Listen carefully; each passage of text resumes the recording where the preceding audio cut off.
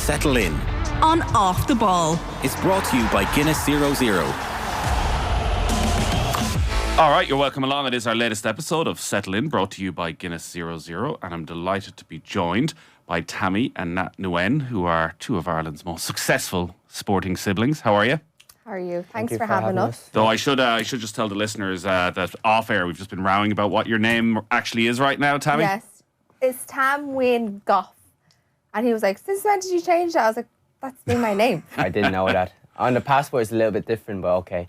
Yeah, so we had to go off the passport because obviously I had the passport before I got married, but obviously now that how do I say, when you check into accreditation, you have to go off your name, off your passport, isn't it? So now I'm got nothing to do with the Now the sporting career anymore. is done. Yeah, You're going to go double-barrelled. Yeah, I don't know yet. Wait, we'll see. My passport's up next year. Yeah, you didn't seem too pleased with this development.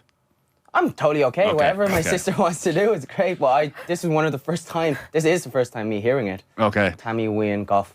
And it was Tammy Goff, it was Tham Nguyen, now it's... I change all the time. Do you get to spend much time together?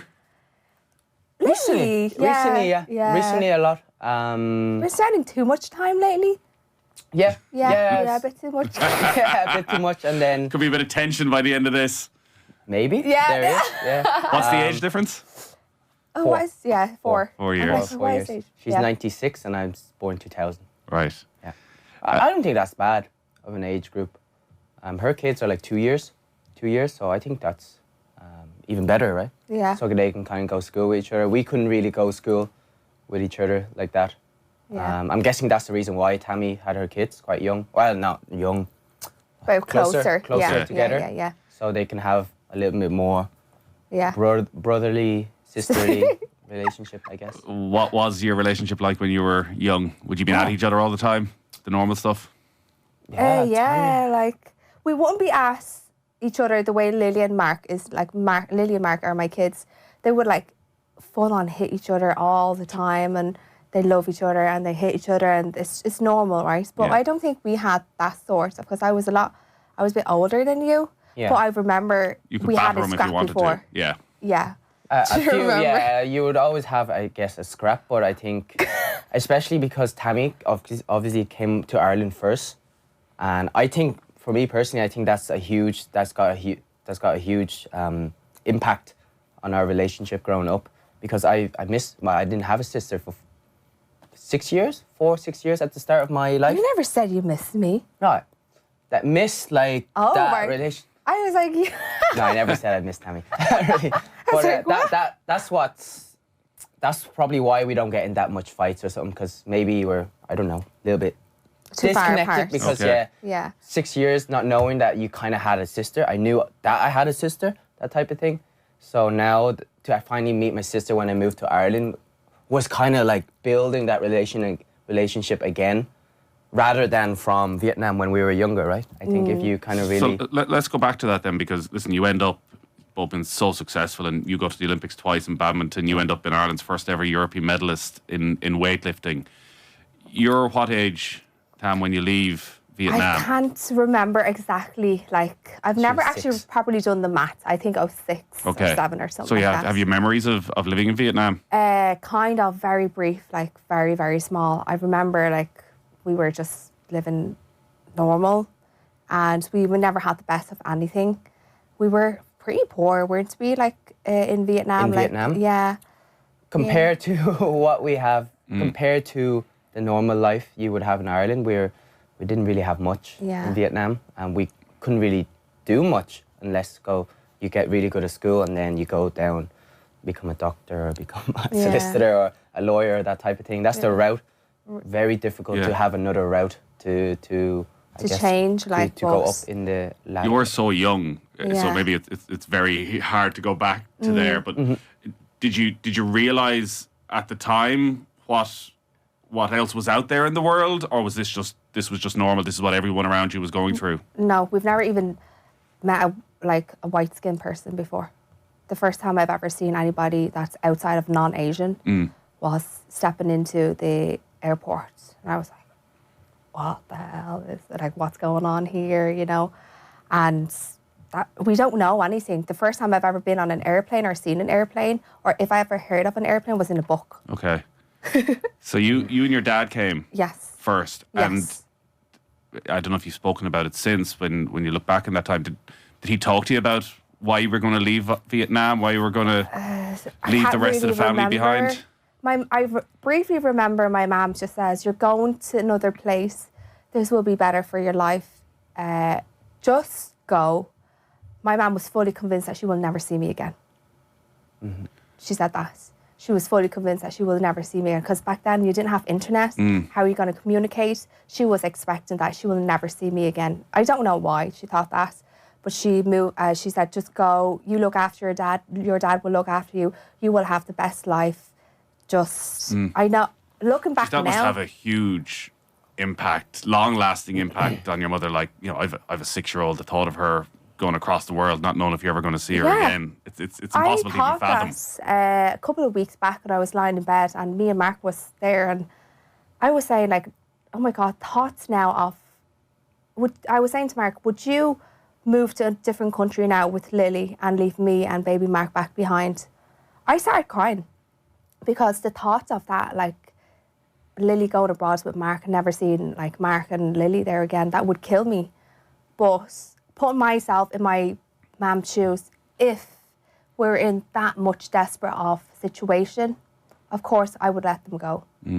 But Mark said no.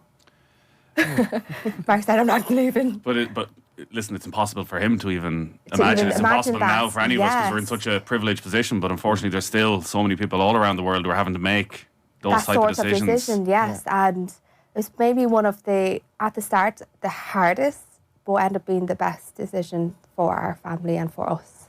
Look at us now. Yeah. You know, well, obviously we had to squeeze every ounce of us out to get this far. You know yourself. How did they make the decision that it'd be your dad that had come and your mom would stay back in Vietnam? I think my dad was always the big decision maker of the family, and my mum actually said no initially at the start. My dad says, "Well, if you don't like it, you're not supporting, I'm still going because I know this is the best decision." My dad is just a bit more of a risk taker. Okay. My mum is just a bit more fearful. So there's the best of both worlds of both of them. So look, without a risk, there's no reward, isn't it? That's what he have always taught us. And like, do you remember getting on the plane? Are your memories that vivid of it? Do you remember, you know, leaving your mom, leaving your brother? No, I just remember taking my socks off. I remember. Really? Don't. At 2? No, not you 2. I when went. You left. I went 4 years after Tam, Yeah. so I was 6, and I think Tammy was 6 when she Yeah. left. I remembered we were in the airport. My granny was crying. Yeah. You know, family was crying as well. Yeah. Everybody was crying because you're just like, what's going on? And then you don't really know. You're like, I'll see you after. I'll see you later, that type of thing. I'll see you next year. I'll see you whenever. But like on the airplane, me and my mom, no English. Like, oh yeah, I was like, I was getting no sick. water. Yeah, like Were you we getting were sick? parching and then sick. Yeah. Oh, I was like about to get sick because I've never been, you know, like airplane, the motion. And I was like, getting sick. And my dad was like, oh my God, she's about to get sick. So he had to call the air hostess and was pointing at like language barrier. You don't know. And food, we couldn't eat the food. We didn't know how to work the TV. It was just mad. Yeah, It's like bizarre, I remember I was parching water and we didn't know how to like. So then the woman, whatever what's it called, the woman that Air hostess. Yeah. My mom was just pointing at my tongue, and then another guy asked for water, and then she just pointed at water. That for example, we were just like had no clue about anything. Funny enough, me and my mom, just remembering, we almost missed our Dublin transit. Because it was, at that time, the airplane would go to Dublin, then it would go to US, all a part of the same flight, that type of thing. You still have that flight sometimes now. Yeah. But we didn't know if we were to get off or not until we were one of the very last to get out. Because me and my mom wouldn't know any better, right? We were one to get out. We were one of the very last to get out of the Dublin flight. So you nearly just kept going? Yeah, we nearly kept going, that type of thing. It's all coming back now, just speaking about that. That's super funny to look back, but at the time, you're like, what is going on here, right? Yeah. And during those 4 years then, when you and your dad are here, did you have much contact with Vietnam? No. No. I would send her letters. Okay. I don't know if she received them or not. I think I wrote a letter like nearly every day. Even thinking back on it now, Jesus, sorry. But it was like I just missed her so much. Like, Of course. but you can't talk to her. You can't ring her. Can't FaceTime. Can't FaceTime. It's not as easy, right? It's just by memory. Now thinking it back, I'm like, oh my God, how did I even get through this? But sorry, I'm starting back there again. But yeah. Yeah, I can't even imagine. Firstly, that heartbreak of leaving your mother, but then coming to literally a whole new world. As you say, you haven't seen a white person before, and suddenly you're where? Straight to Cavan. Yeah, like everything was just very a vivid memory of a blur, but I just remembered just pure sadness. That was it. Pure sadness. What's your relationship like with your dad during that period? I'm very close with my dad. It was just myself and my dad all the time. There's no anger that you've been dragged away or anything No, like that. absolutely You understood not. We even understood. at that age. My dad said something, we all would listen. That's just how the way it is. And if my dad said this, we would listen. But we know at the end of the day that he has always reminded us that like we're doing something good here. Just trust what God has given you, basically, you know. And yeah, I wouldn't regret one thing in my life. If they hadn't made that decision, I would have never been here where I am right now. If I hadn't went through that tough and sad time of my life, I would never be this person, like having this serious determination to this date. Is there many families still back in Vietnam? Everybody. Yeah, Everybody. a good 90%. Yeah. 90%. Is there a relationship with them? Have you been back? Yeah. Yes. We have been back. I think the more time we get back, the relationship gets better. Like I left when I was 6. I didn't come back to Vietnam since I was 17. So that's 11 years not seeing my home village, not seeing my grannies, not seeing anyone. Just kind of small chit chat through the phone, that type of thing. So yeah, and I've been back a lot more since then. You know, I understood when you get older, you need to kind of go back to your roots and understand why and understand how things work and how the whole family kind of works. What's that experience been like? How different is the Irish traditional family culture to the Vietnamese family? Irish, I think, really, really orientate Irish, and whoever's family orientated, they're always very similar because they live for their family. But the Vietnamese culture is food and a bit of a family gathering, home. The men would drink, Okay. not the women. And the women would cook, prep the food, very traditional. Very traditional. And then they would eat all day, the whole family would eat, but then all the sisters or the women would have to clean up after, and the men just sit there. Yeah. But in the Irish culture, obviously everyone would do everything at the same time. If you're meeting up for a weekend, you'd go out for food, or there's a bit of like, cocktails or drinks involved, and then you might go home. Or if whoever you're going to this certain person's house, you'd have a few drinks and have to laugh. And obviously it's a mutual, it's like a 50-50 off, where it's very different to Vietnam, where we would have to kind of mostly be like the woman of the house more. And that's still in place. Kind of, yeah. From where we came from. Yeah. From where we came from, like another one would be marriage, very young, having family, yeah, very that's young. normal to me. Like when I said I want to get married young, What we age were were you? like 21. Okay, which in They're like, Ireland now "What?" would be very young, yeah. Yeah. Very young. My parents were 18. Okay. That type of thing. We were. So I thought that I was a bit late. I'm very old compared to in our family. Was it quite a rural area? Yes. Yeah. Yeah, quite very. An hour and a half away from the city, Hanoi. Okay. Yeah, not much. I think we when did we come back last? April this year. The whole family. That's the first time ever our family came back together in Vietnam since we left. So that was Tammy is getting very emotional. No, here. I'm actually not. I'm done over that. Yeah. It's just when I It was just touched super on that nice, little yeah. girl part, Yeah. something inside me just always trigger. And I don't think I've properly healed from that yet. But I think that will take time, you know. But that was the first time ever we had like a little meal together. How many years? In Vietnam, 14? like Together. Together, yeah. It was always like myself, or my mom would go, or one person or Okay. one person. Never So the four of together. you went. Never sat four of together. us, and her kids and her husband, and then my missus. So yeah, it was. To be honest, it was just looking back now, we needed that. I Yeah. think we really needed that as a family.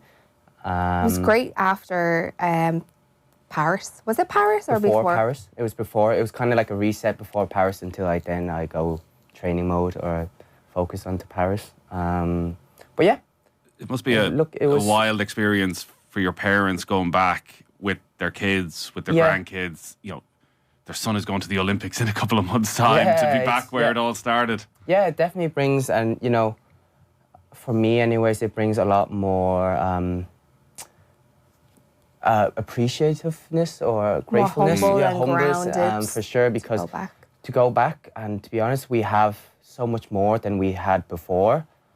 So just to see the roots and see everyone again, it's just, you know, it's very uplifting. That gives you this extra, for me anyways, and definitely for Tammy, gives you that extra drive, you know. We come all this way, this far. We can go even more. I send my kids back. Yeah. So my mum would go back to Vietnam, and every time my mum would go back, I would send my kids back. So they get that bit of the culture. So they understand exactly where I come from, how life actually works, how it's not the best of everything. You're wearing flip-flops and you're wearing the most, like, you know, outdated clothes. But I don't think the kids understand that now, but I hope it's, you know, probably Mark and Lily, her but kids they do understand a little bit because we were in France and back in Vietnam, the market is just like, you know, like the open markets. You don't really see over here in Europe a lot. So we were over in Paris and baby Mark, he's only 3.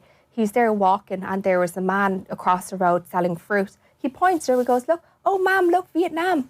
So he understands some part of it. That's like there's a Vietnam culture and there's an Irish culture. So hopefully they understand where we come from.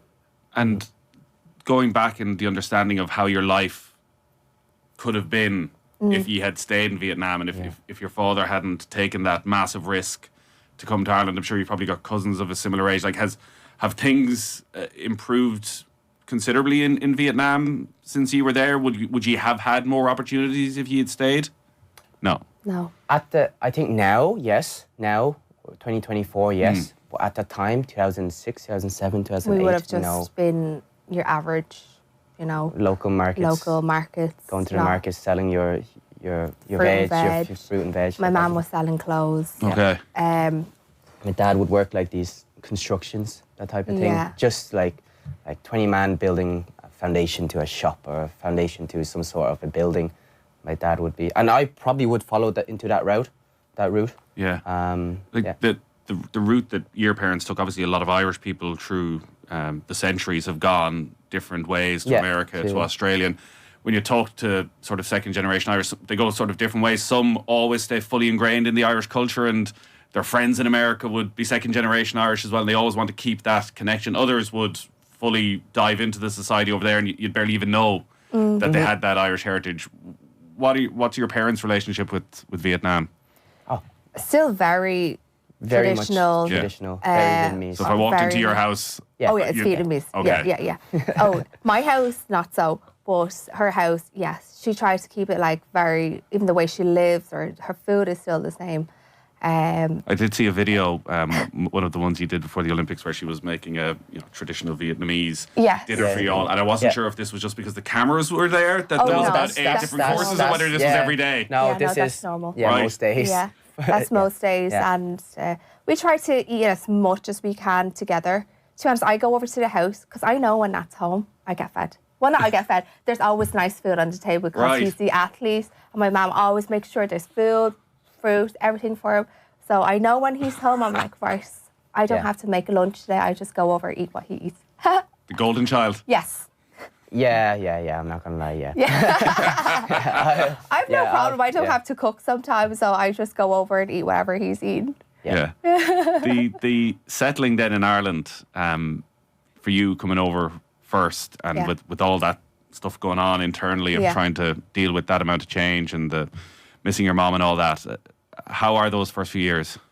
Tough. I'd say, honestly, hands on my heart, it was probably the toughest times of my life. Toughest. Like, when I said it was tough, It was lonely. It was sad. It was just tough in general. Like for a 6-7-year-old girl to go through that, I couldn't even imagine. I hear people moving to Australia and they feel really lonely and they come back. But imagine trying to go through all that when you're 6. Yeah. Where 6, when you're a child, you're supposed to feel like, like pure happiness or excitement. But I never had that. But I would never regret it. I wouldn't be like, why did you do that to me? I wouldn't. Because of the opportunities it's given you since. Absolutely. Look, the opportunities that's given to me, but I had to work hard for it. We had to work hard for it to get to where we are. It wasn't handed over. We have no contacts here in Ireland. So we just had to work hard every single day to make sure our name is out there. And obviously it did turn out to be the better. That work ethic, is it just in the family? Was it always there with your dad, your mom back in Vietnam? It was just a natural thing? 1000%, I think it's just more of a Vietnamese culture. Right. People over there work harder than us. Like my nanny back there would work like 364 days. The only day she would take off is the New Year Day, and then she would go back to work there again. That's the normal. And what's she doing? She would be selling like a little bit of food that she would make at the side of the road. Noodles. Yeah. Or sells like this rice pot. sticky thing, rice. Yeah. There you go. Sticky rice. She would make it at home from 5 o'clock in the morning. She goes to sleep at 11, wakes up at 2, 3 in the morning. She leaves at 5, drives to Hanoi about 1 hour, sells it, then comes home, and then repeat that 364 days a year. So we think we work hard, not compared to the amount of that's just the norm over there. The norm over there. People would wake up 2, 3 in the morning to get ready to go to the market and sell, because market actually opens at 5 or 6 a.m. that type of thing, and it closes at 11 or 12 because they can't open later because the sun is out. Do you know what I mean? Okay. So it's actually way too hot to sell some. So everything happens when before sunset. Before sun is out. Yeah. So in a way that if you and they go sleep super early, so it's just bringing back the, I guess. Bringing back the day. They're bringing back the day. They have to start earlier. Yeah. I guess that just makes. That's just the normal for us. That's the normal. We know how to work, and if we've no problem of working. That's, I don't know, maybe. It's clear, I think, from the success you've had. Yeah, kind of. Yeah, to be honest, you said success. Me personally, I still don't think. I don't think I'm as successful as people say or in these interviews. I really think. I believe we can go more, but deep down inside, I still don't think I'm that successful. I'm that, Well, that's interesting because we've sort of, I think, changed. For me, anyways. We've probably changed our commentary around, say, the Olympics, where there is often such a focus on medals that now I think there's an understanding amongst people who watch the Olympics of actually getting there in itself is just such an incredible achievement, as both of you know in different ways. But you sound like you're past the bit of getting to the Olympics is the achievement, that you want more. Yeah, I feel that's the mindset I have to have for me to create more expectation, more tunnels, for me to have more growth, more potential to go somewhere. If I was super happy to be able to go to my first one, I was over the moon, that type of thing. To be honest, you would lose that drive and lose that. So I feel it's for me, it's a mindset thing, because I know if I get too overwhelmed with it, it will actually bring me down. Okay. That's me just knowing myself. So I like to kind of stay level-headed and like to stay baseline, quite level-headed. I know where I'm at. Super great. I'm so grateful to have such great people beside me in my life to support me. Let's why not? Let's go more. Let's why not? You only. What's the quote? I heard the quote was really nice. I would like to say. Live once? No. It's like you only come this way to not only go this way. You only come this far and not to only go this far. Yeah. Do you know what I mean? So you don't want to stop. Why? Oh no. Absolutely not. You stop to be like, what are you doing? Yeah, that's it. And if I was to say that, Tammy would smack me or something. Tammy would kind of give me a wake-up call. Do you know what I mean? What are you doing? So what when you arrive over then 4 years later, what's the relationship like? Are are you very competitive with each other, or are you No. very much the senior member of the relationship and you're keeping him in check? And Yeah, see, that's in Vietnam, if you're the older sister or the older brother or whatever, you always have to look after your younger sibling all the time. Regardless in whatever, like, wherever you are, it's just drilled into us that you have to look after your younger sibling. So even if I didn't want to bring him to training, and I'm sorry to say this, I hated bringing you to training and collecting you, I had to do it because my mum said so. Yeah, it was. Like, we're terrified still of our mum and dad because it's all about respect. Yeah. But if my mum says, finish school, go collect him, get 2 buses there, bring him home. 2 buses back. Oh, 2 buses back would be like travel from Santry all the way to the south side, Kimnich, 2 buses and bringing him back. And what age are you? I was 11, 12 and I was collecting him. Yeah. And even if I didn't want it to, I had to do it again because I was older sister. But I always looked out for Nat because he was always like, he's always my younger brother, even till this day. Like, I'm still protective over him. Probably a bit too much sometimes, isn't it? Yeah, a little bit too much sometimes. But, you know, I look at it like, you know, I have a great family. You know, that sacrifice so much. A lot of people in your for me. corner. Yeah. A lot of people in my corner. It gives me a lot more incentive, I guess, when to go abroad, when to make the name, our family name, more well known. So yeah, super. I guess I was just given that. Like, I hadn't. When I came over to Ireland, it wasn't as tough as Tammy here, being alone in the house when you're 4, 5, 6 by yourself. Like, no, like absolutely nothing. That, for me, I've only came to realize that about Tammy, how hard she had it. When me in Vietnam at that time, my mom was spoiling me with everything. Like, I would have like 3 different breakfasts before I went to school, and that. So that gives me so much more, not respect, but I can relate to Tammy a lot more. I can understand her pain. I can understand her struggles, which all comes now. You know, it comes. She uses that. You're more mature though. Yeah, she because uses you're that. actually growing. I think Yeah. you're just getting older. You actually understand a bit more. Yeah. Where I don't think, maybe because you were so focused on badminton before, that you don't really understand about the outside of life. But now you understand so much more. Yeah. You know. Yeah. For sure. That's that understanding that for me, it helps me to actually grow my badminton game even more. That's the stability outside of the court and how you manage everything outside the court. If I can manage that well, I've realized the past couple of months, my on court and my training, my thing is way more productive in that way, that you're just more clear. It's like my coaches before always said, how you do badminton is exactly how you would do outside life. How you approach it, it's exactly how you would approach life. Do you know what I mean? And vice versa. So it has a lot of coloration. What's the word? Yeah, commonalities in the in the two similarity that I can bring into, you know, the outside world.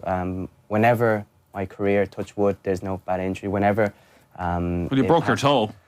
Yeah, So I'm dealing with that Does at the that count moment. as a bad Socks and injury? sandals I'm right dealing now. with Which that. toe did you break? The 5th one, the pinky one.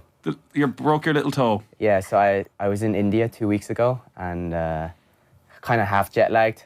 The night before I played my game, I smashed it at a corner of my bed. And the beds are India, they're like wooden and it's just rock solid. Like, I didn't think much of it. I put some painkiller gel on it. But when I woke up the next morning, I was like, this is dust. I still played. I played my first game, I won. I don't know how. I'm not allowed to swear, right? You can do whatever you want. Yeah, a load of painkillers. Yeah. And the second game, it was way too painful. I made it a lot worse, and then the painkillers didn't really work. So, now we're still recovering 2.5 weeks after it. How does that phone call go when you're ringing home then, and you're over in India competing, and there's a bit of expectation on you from the family, and I've had to pull out because I hurt me baby toe. I didn't pull out. I played, Okay, like, you played, but you just couldn't perform. Well, I rung home after the first game. I was like, yeah, my toe is broken. I remember he said, I got it, like, we have a family group chat, and he was sending a picture of his toe, and it was like purple. I was like, ew. Yeah, so like my brother-in-law, my sister's husband, he's a PT, and he wouldn't kind of know how these things works. He was like, yeah, there's not much you can do. Like, there's me ringing everyone there is to how to fix this. Within less than 12 hours, I have to play in 12 hours, that type of thing. So, yeah, nothing much you can do because there's no circulation to the... Socks and sandals in an interview. There's no circulation to the smallest toe. Furthest part away from the body, so... I'm doing it a disservice, I apologise. How long till you're back, fully fit? How long am I back? I'm doing a little bit of training, a little bit of moving now, but there's some movement that it's not possible for me to do yet. It's still very hard to put on a shoe. That's how sore it gets. Right. So, I think it takes about a year. No. I sprained my thumb here. Yeah. It took about a year until I got the full range in it. Sorry, I shouldn't have really said that. So the doctor said I would feel it for 1 or 2 months, but after 2 or 3 weeks, it would heal. Okay. But you would still kind of feel a slight pain on it. But yeah, well, it's your only sister the said a 5th. year, so God help you. Let's see if I'm right or not. Yeah, I'm a little bit more optimistic than that. Yeah. The way you talk about your career, I'm wondering, is it very reflective then of your personalities, how you approach your sport? You know, you get married young, you have kids young, you seem to have a lot going on all of the time, maybe a bit more balance, a bit more real world, whereas you're sort of fully focused on the sport the whole way through. Did you have a period when you're getting into weightlifting and it's becoming more competitive where it's the only thing in your life that matters? Or did you always have... Yes, a little bit. That was kind of about in my teenage years when I was really getting involved in the sport and I was doing everything I can for weight training, but then for weightlifting. And then after a while, because Nat gets funded and obviously he's in a type of federation that's, gets high performance and everything. Supports more of him. We didn't. So I just made the balls move to leave it. Again, I said, like, if it's not really giving me later on in life exactly what I want to do, paying me a wage, then how can I survive on this, basically? You did do the more dream scenario as well, where I think when Nat went to Tokyo, spoken quite publicly of you wanted to go to Paris as well. You allowed yourself to follow that dream. Of course, because I believe that if you don't say it out loud, how are things supposed to happen? If you don't tell people you want to do it, how are they going to believe you? At the start, when I say things, people are like, yeah, she's a bit like, how the hell is she going to make it?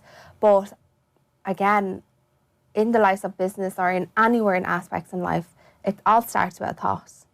And it starts with a thought, then you have to make plans, and then it obviously becomes real. But if you don't talk and speak that thought out and let people know, how is it going to happen? It might off chance here, off there, or somebody might hear it. They might try to help you in such and such way. But at the start of it, you would really, really have so much belief and self-belief in yourself to get yourself far first to get there. And when you look at the people who did qualify for the Olympics in weightlifting, and you look at the resources or lack of resources that say were available to weightlifters in this country, is it a frustration that if there was more funding, if there were better facilities, if there was more coaching, that you could have done this, and that you're a victim of circumstance as much as anything else? I wouldn't say I'm a victim. I would do with what I would have. I'm a smart girl. I ended up hiring my own coach, not really knowing what I was getting myself into. Was lucky and blessed enough I found a weightlifting coach through Nat's coach, a Malaysian coach. I was just a bit more, again, same like my dad, maybe I got his traits. I was just a bit more fearless. I went in and I created my own system. I didn't let that affect me in a way that's like, right, okay, instead of other people having all different sources, I'll do myself. That's just me. You get me? That's just who I am.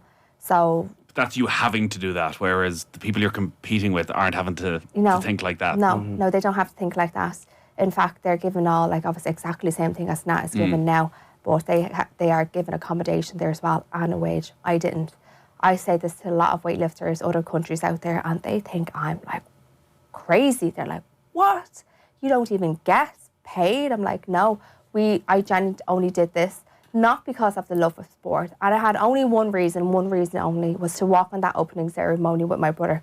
He does not understand on what the actual meaning behind it. I think it goes a bit more deeper to me because I think from watching him growing up and having a dream with him when I was in my teenage years and seeing him walking out the opening ceremony, it was a lot more. It wasn't to lift on the stage to be, I would have loved him to be the first female, but it wasn't to lift on the stage. All I wanted to walk into the opening ceremony with my brother.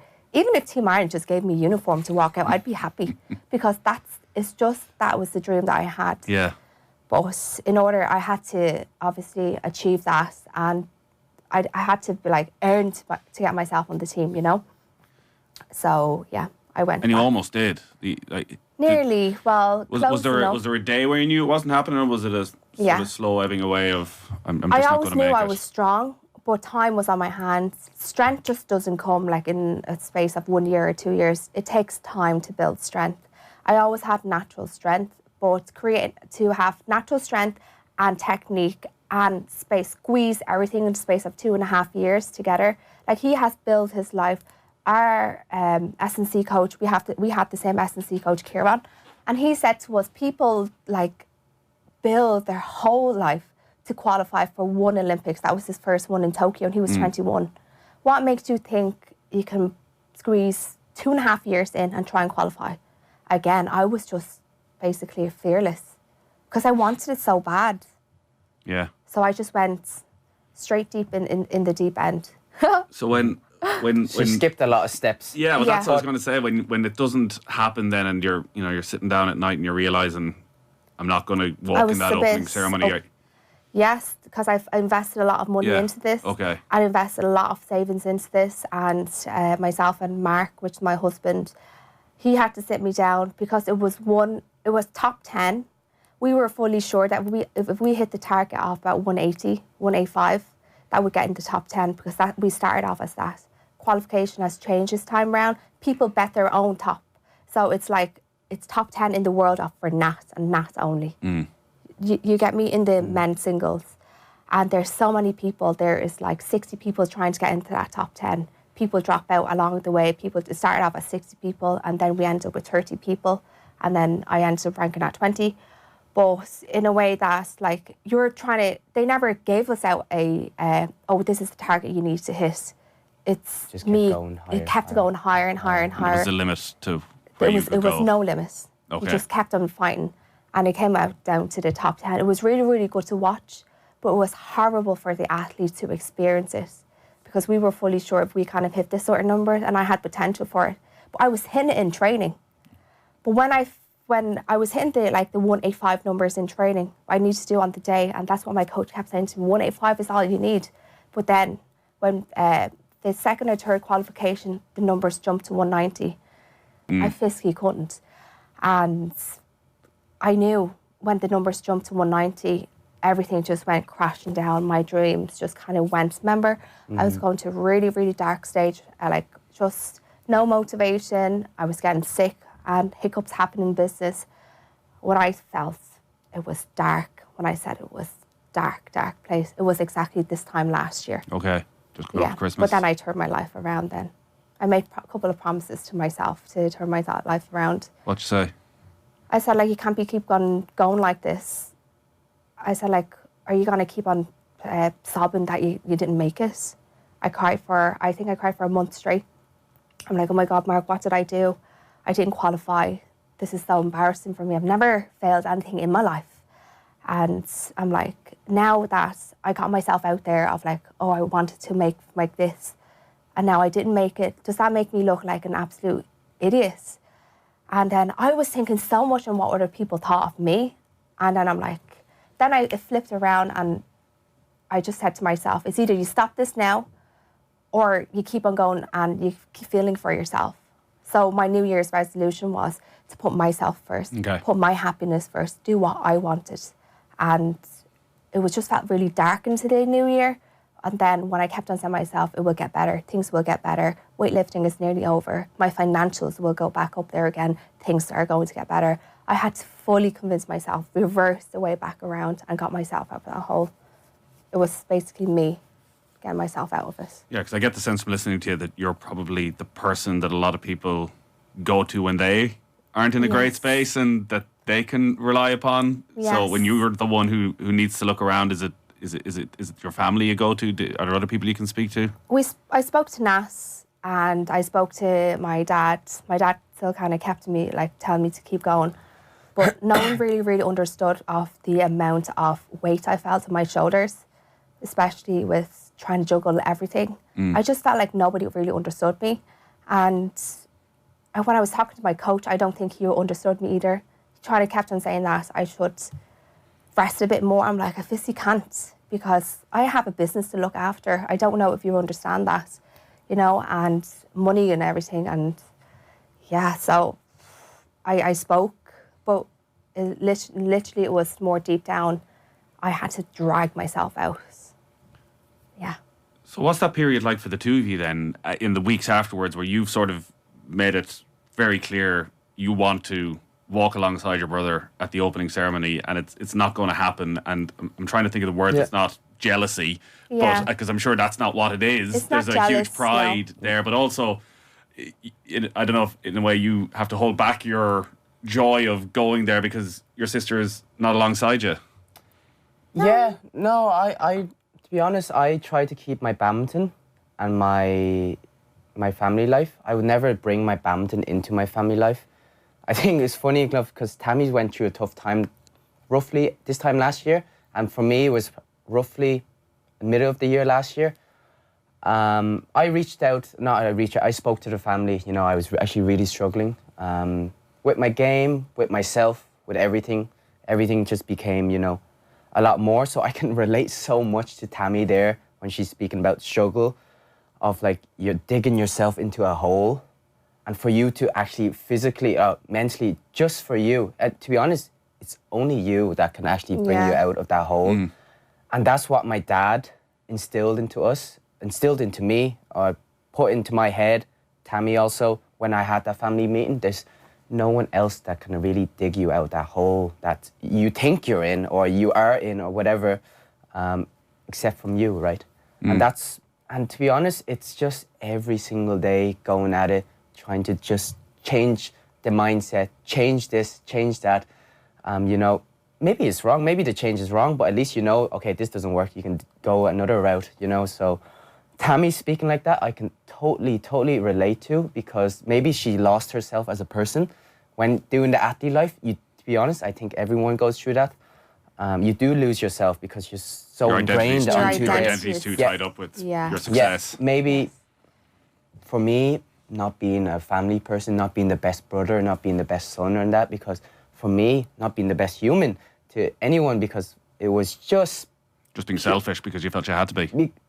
Yeah, and I realized sport or athletes are quite selfish type of people. Yeah, everyone's so selfish. Yeah. You're in it for yourself. You're in it for yourself. So, you know, I would only speak to, like, a coach because I feel he could kind of help me. You know, it's that thinking. I'm not saying I'm really selfish, but it's that type of thinking you need to be and you have to have, right? So this, what Tammy is speaking there, digging yourself that hole, that darkness, that, you know, physically you're not in, but mentally you just kind of dug yourself into that. It's just not a happy place as well. It's the vibes, the energy of you. You know, you're not the person that you yourself like to speak to, or you would like to see, right? So that I can totally relate, because ever since I spoke to the family out loud, like, that, you know, I'm really gonna give it my all here, my absolute all here, and to do everything to change around, to get my world ranking back up, blah blah blah. Kind of made a promise to yourself and your family. And you hold yourself accountable, because you're speaking to your family directly, to your parents. I've never spoken to my parents like that. Okay. Ask Tammy, that's the first time ever I called my parents in. Just so happened that Tammy walked through the door, 10 minutes in we were speaking, right? Then Tammy was there, you know, so yeah, that's a conversation. For me, once I had that, so what, you laid out your... I held myself accountable to my words, I guess, so... I think we kind of said to you, goes, are you sure you can do this? Like, are you sure you can get yourself out of this? And he goes, I'm going to try, and I will get myself out of it. I goes, well, you know, you have, like, about with us, it's like, if we call it a family meeting, it's a family meeting, you know, it's serious. It's serious that's thrown around the table. And if you say anything in the family meeting, you have to stand your ground and say it, or else we'd be like, all right, okay, enough of this stuff now. And for me, And what were you looking for from that meeting? Was a This is what's a little yeah. 1% hoping they'd Yeah. go, just give it up, just do something else, or was I was hoping for something to kind of ignite my deep fire inside. It's something to relit the fire that I had when I was 17, 18, 19, where I think I'm invincible, almost like Tammy, you know, taking on the... No, I don't think I'm invincible. Not like now. that, but that's the mindset. Yeah, of course. But what really ignited me was my dad. So me personally saying my relation, of course, because my dad came over to Ireland first, I didn't know much of my dad. I really think that relationship, that when my dad was missing that part of my life, we really grew apart from each other. So for me, just to hear the words that my dad spoke, which was, what was it? You can do it. Yeah, something along that line, but he explained that he was struggling. At that age, when he moved to Ireland with Tammy, he was 24, 25. 24, 25. Roughly the same age. I was 23. Roughly the same age. I felt like I was digging myself into that hole. I got myself out of it. We are here now. And he said, if you can speak that out into your family, your close ones, he goes, you will get out. To be honest, when he spoke that, not saying that everything changed in my life, that literally, this was me going into that direction. I felt that literally just, little, you know, stirred me in the right way. maybe you need to be that a little age. bit of Maybe you need goosebumps to be now, that. speaking that. Yeah, I you really need to be needed mature that. to have that conversation. I really needed that from my father, from my dad. My mom could say, I could, you know, all mothers, I could sell fish in the supermarket and she would love that. Yeah, Well, I'm probably guilty of it, hearing that. I'm focusing on, say, the mother-daughter relationship and you being apart. But actually, as you say, for your dad leaving his son, and while you're getting spoils back at home, your dad's still not there. Yeah. There's no and contact. And that's one of the reasons why to be honest, that's why I took up badminton. Because we lived in Cav, Belturbet. There was a big, huge wall that I would hit the shuttlecock against the wall. Not for me. No, really, not for me. For me to show my dad, I can do this. Look, you taught me how to do this. Look, I can hit it 4 or 5 times against the wall. Dad, look, I can do it 6, 7, 8 times tomorrow. Dad, look, I can hit it over the net. That's, for me, really, that's why I started badminton. That's really why. And is that still why you play, or...? I think that's a deep inner self. That when I started as a kid, that's the real reason why I started. That's the real reason, just to get, I guess, approval, get the... What is it? The satisfaction of my father. Yeah. My mom would always say, "That's my all son, I." Yeah, that's all I needed. That's all I needed as a kid. But now, for me, it's a lot more. Now, for me, it's a lot more. It has to be a lot more for me to keep going and to be, you know, now really. Now you have that though. Now you actually have a purpose. Pushing myself to killing myself into training. You know, pushing the limits mentally, physically. You know, all of that. So yeah. Tammy and her relation with my mom, me and my dad, it all kind of we're kind of very similar, same. Yeah, similar the same because we missed that we were distant time. Some parts, but if that time wasn't, if that didn't happen, we'd never been here. Would we be here right now? Yeah. To be honest, I highly doubt that. Yeah. There's some things you're gonna have to give up in life in order to make some things to happen, like. Does that make sense? Like there's some sacrifice you need to make. But like we're still happy family, as not as we're not. Yeah. We're a bit crazy as well.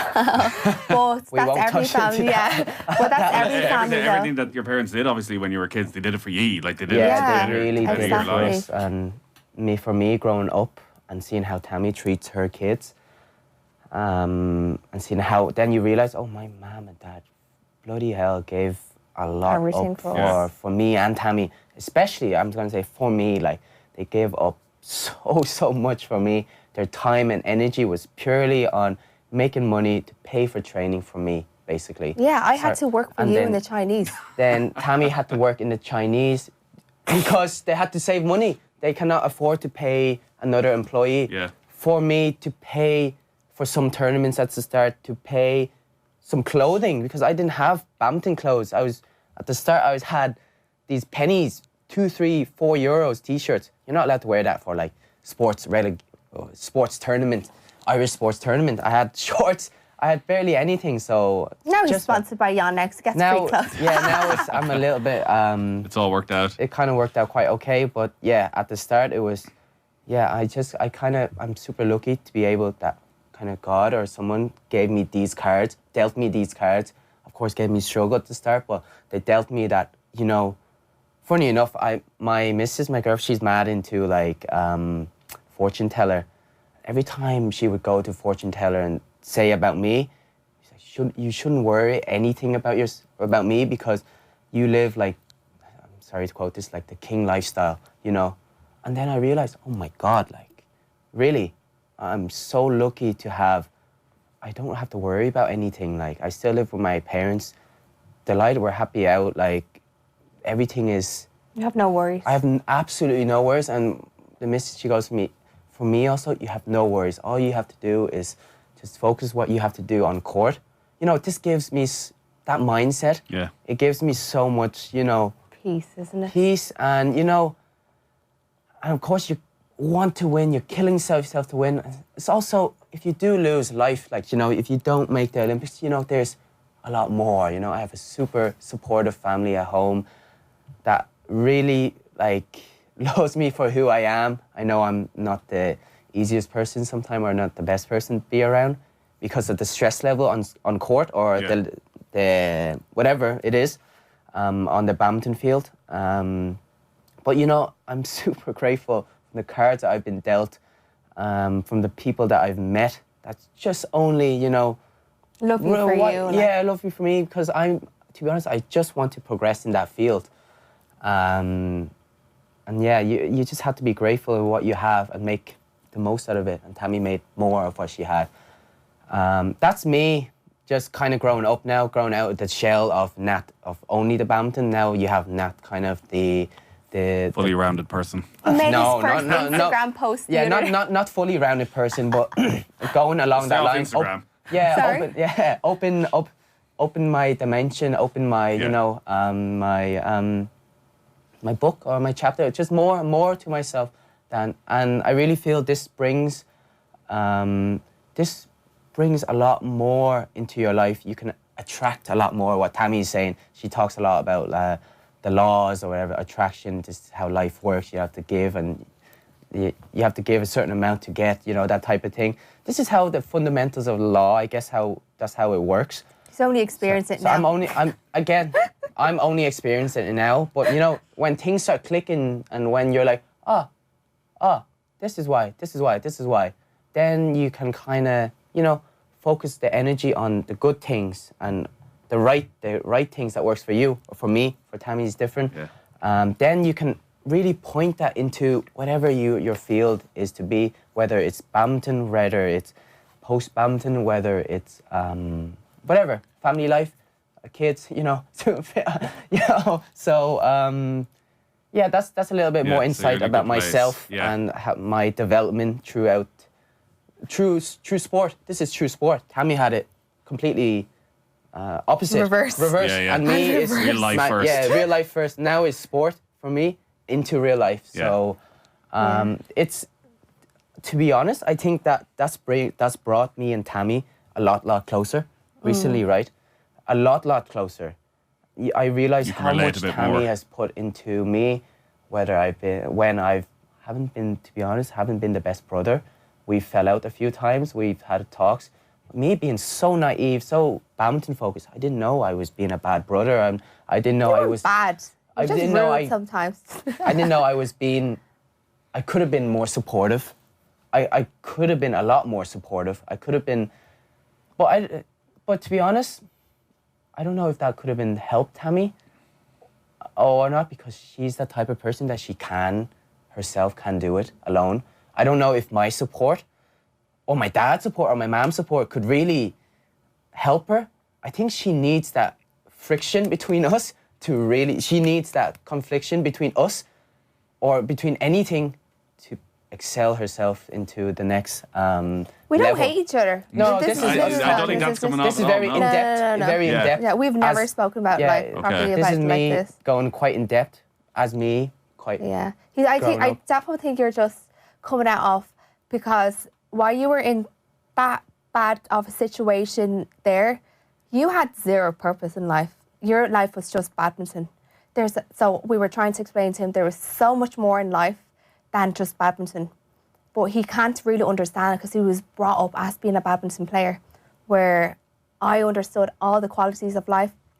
Then I couldn't handle being an athlete because to juggle everything, where he was just in that zone straight away. But now when he had no purpose anymore, there was no fire lit inside him, so he had to try to find a purpose. Now he has a purpose, and now he's starting to really understand the good quality of life, having supporters, having this and that. I remember I was saying nasty people being out there. He hasn't really experienced that. So you'll have another interview coming when I experienced that. Wow. Yeah, but I think you're just blossoming into your full adult life now. Yeah. That's what I truly believe. And your game has gotten so much better. I felt so. Have a purpose back behind us. It's improving, going in the right direction. That I thought I could go at a bit younger age, excelled a bit quicker. But this is how the cards are dealt. I'm not gonna focus on the past and be super, what's the word, caught up in the past. Okay. Life moves on. This too shall pass, that type of thing. So yeah, on What's to the next next then? one. What's next for you, Tammy? Yeah. What is next? To be honest, we drove here, and to be honest, within 45 minutes, she told me so many things. I don't like to stop being here. I am here. I see myself as right. I'm moving on to the next.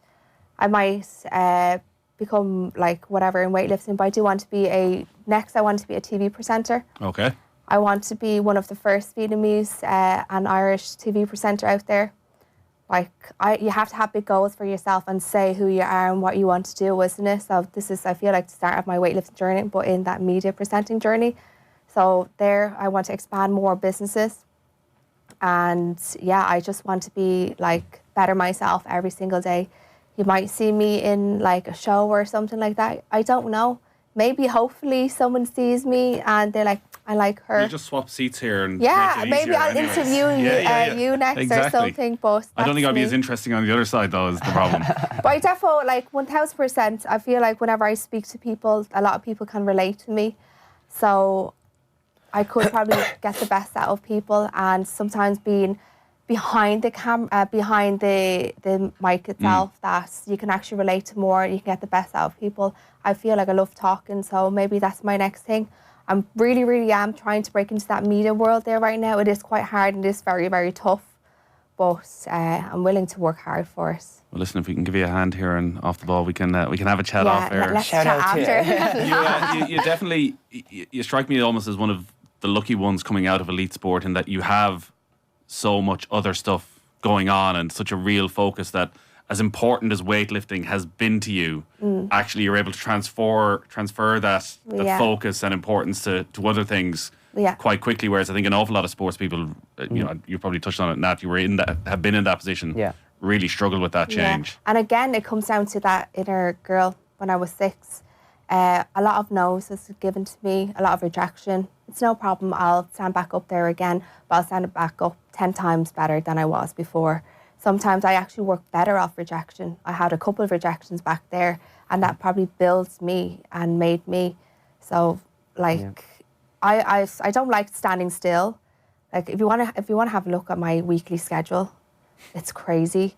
But that's just me trying to better myself every single day. If I have some sort of income or something to invest, I'll fully invest into that. I'm always looking for the next adventure. Again, because I'm still in my 20s. I see this quote all the time. In your 20s, you make all the mistakes you want. Do what you want in business. Do what you want in life. In your 30s, you'll calm down a bit more. So I'm here just still going away, making any mistakes as I could, having all the rejections, no problem. But I'll get there one day, hopefully.